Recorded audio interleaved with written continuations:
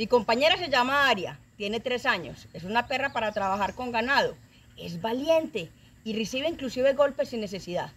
Pero esa valentía se le acaba cuando oye las explosiones de la pólvora. Es tanto el miedo que puede levantar una cama para esconderse. Como Aria, hay miles de mascotas y animales silvestres que le tienen pánico a los ruidos fuertes.